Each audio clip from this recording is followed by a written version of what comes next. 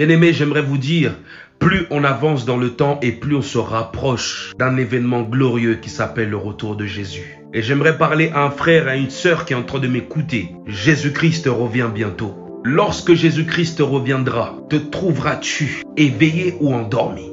Beaucoup d'enfants de Dieu ont été pris par un vent, distraction, les a endormis spirituellement, les déconnectant du ciel, les rattachant à la terre. Les enfants de Dieu ne prient plus. Ils n'ont plus de moments de qualité avec le Seigneur. Et même leurs moments de prière pour la plupart deviennent des moments de dur labeur. Ils comptent les minutes parce qu'ils trouvent ça long. Pouvoir demeurer au moins 1 heure avec le Seigneur. Beaucoup ne méditent plus la parole et vont juste dans les églises afin de remplir les bancs pour écouter des prédications. Ils passent leur temps à écouter des prédications, à écouter des personnes qui prêchent même dans les lives tout le temps. Écoutez tout vent de doctrine. Les enfants de Dieu sont en train de courir vers la perdition parce qu'ils ont des oreilles ouvertes et une Bible fermée. Les enfants de Dieu n'ont plus ce cœur-là de chercher le Seigneur. Ils préfèrent courir derrière le mariage. Ils préfèrent courir derrière l'argent. Ils préfèrent courir derrière le succès. Ils préfèrent courir derrière la gloire. Mais ils oublient que tout cela est vanité et que le ciel et la terre passeront. Mais une chose est sûre, c'est que l'Éternel ne passera jamais. Nous avons fêté le 31 à l'église dans une ambiance de joie, de paix, d'amour entre frères et sœurs et familles pour la plupart. Mais outre cela, beaucoup ne sont pas allés pour les mêmes objectifs.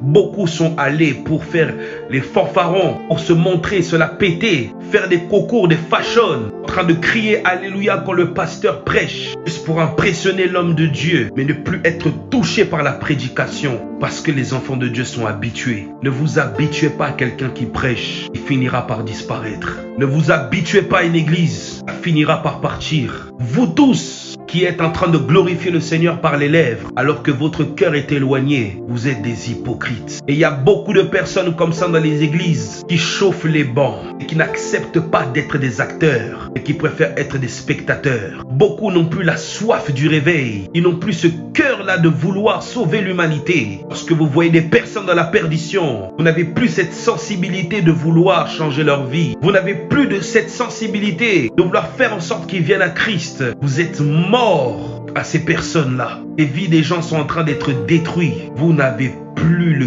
cœur de vouloir changer les choses. Les destinées sont en train d'être perdues. Ça ne vous touche plus. Beaucoup, pour la plupart, vous cherchez la gloire des hommes à vous élever afin que les gens vous applaudissent. Mais à quoi sert pour l'homme de gagner le monde s'il perd son âme? Beaucoup, vous cherchez la reconnaissance des hommes alors qu'aucun homme est mort pour vous à la croix. Beaucoup, vous êtes là à passer votre temps à critiquer les pasteurs, à critiquer les serviteurs, à critiquer les gens, à insulter, mépriser. D'autres même, vous fermez des gens dans votre cœur. Vous ne voulez pas pardonner les gens. Lorsque Jésus-Christ reviendra, te trouveras-tu éveillé? En esprit, tu es clairement dormi. Tu parles de Jésus partout, tu prêches, tu évangélises, tu montres sur les réseaux que tu as ce fardeau. Mais tu es endormi par les réseaux sociaux. Toute ta vie, c'est TikTok, Facebook, Instagram, YouTube. Mais il n'y a plus ce fardeau-là de l'intimité. Il n'y a plus ce fardeau-là de chercher le Seigneur. Il n'y a plus ce fardeau de vouloir ressembler à Jésus. Vous passez plus votre temps à parler de Jésus que de vouloir le ressembler. Et même quand vous dites que vous voulez le ressembler, le monde est encore en vous.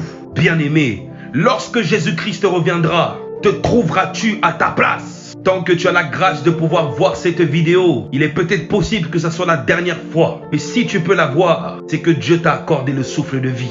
On ne sait pas ce que le lendemain nous réserve. Il est peut-être possible que moi je meure. Il est peut-être possible que toi tu meurs. On ne sait pas ce que Dieu a prévu pour nous. Toi qui aimes remettre au lendemain les choses, le lendemain prendra soin de lui-même, mais pas de tes projets. C'est pour ça que j'aimerais dire à quelqu'un, tant que tu as la grâce de vivre, encore l'espoir pour toi de revenir à Jésus. Et au travers de cette vidéo, je t'invite à la repentance, parce que le Seigneur te tend la main pour que tu reviennes à lui. Il veut que tu mettes ta vie en ordre. Il veut que tu te consacres, que tu fasses sa volonté, parce que bientôt il reviendra. Et si tu n'es pas en position éveil, tu rateras l'enlèvement.